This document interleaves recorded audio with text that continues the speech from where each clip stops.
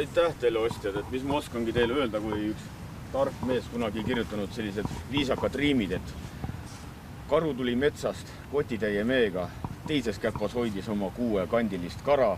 Hundid keerasid selja, läksid ära Leetu, sest neil pole siin isegi uhket tara.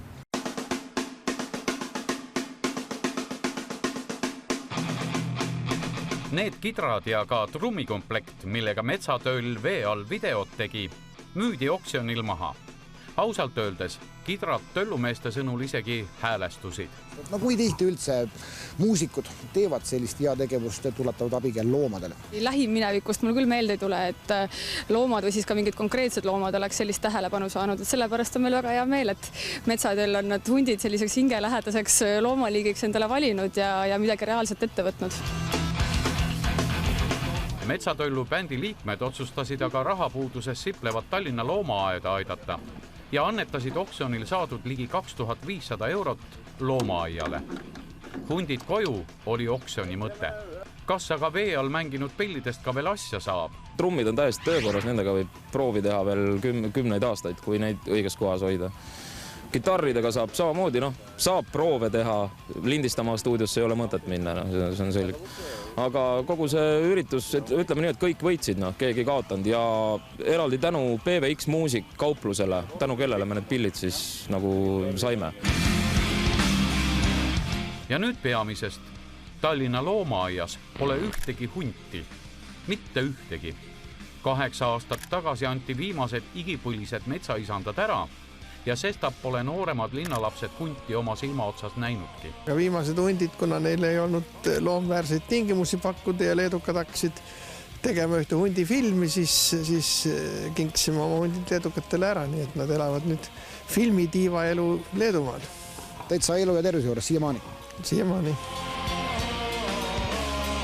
Mis side aga ansambel Metsatöllul huntidega on? Ja kas need uhked loomad ka nende loomingut mõjutavad? Mitte ta pole ainult meie sümbol, aga ta on ka meie inspiratsioon. Hunt eelkõige ulub ja see hääl on tohutult ürgne ja meie muusikas käib ka läbi selline natukene ürgne joon, mis siis, et me seda suht kaasaegsete vahenditega teeme. Kuuvalgetel öödel me käime ise ka hunti jooksmas ja siis on nagu juba see ka kogemuslik. Väiksed libahundimehed on minu vastas, tuleb välja. No, ikka juba suurmehed.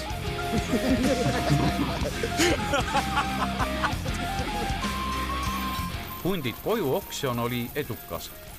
Flöödi ostis 250 euroga Lääne-Virumaal elav Essu külamees Jüri Suvorov. Ka torupill läks Lääne-Virumaale. Kadrina mees Timo Paap ei pidanud paljuks selle eest 340 eurot välja käia. Kitarrid rändavad aga Läänemaale Noarootsi. Aga soengut saab kohe püsti, jah? Ja soengut saab. Kas me oleme praegu uue naistebändi sünni juures? Tundub küll nii, jah? Olete ka varem kitarri mänginud muidu? Salaja? Ma arvan, et sellest saab esimene päev. Sina salaja, miks salaja?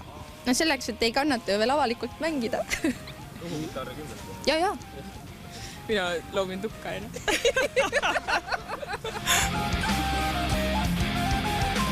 Asi ongi selles, et nagu sa aru saad, et see ei ole lihtsalt trummikomplekt, vaid sa samal ajal aitasid hunta ja loomaaeda. Trummide eest käidi kõige rohkem välja. 801 eurot ehk veidi üle 12,500 krooni. Trummi olen mänginud 8 aastat ja mida rohkem see tuhkab. Praegu igatahes ma saan aru, et see läheb prooviruumi, see on helikindel ja naabrid muretsema ei pea, pruut ka mitte. Ei pea keegi muretsema. Metsatöll on huntidest vaimustuses, nende muusikat inspireerib just see elukas, kuidas meeldib Mati Kaalule Metsatöllu muusika. No Metsatöll iseenesest on ju tegelikult hundi jällitusnimi, nii et selles mõttes on see annetus huntidele. Ja ma nüüd küll olen natukene mahedama muusikasõber, aga see ei tähenda, et ma aeg-ajalt ka neid ei kuulaks.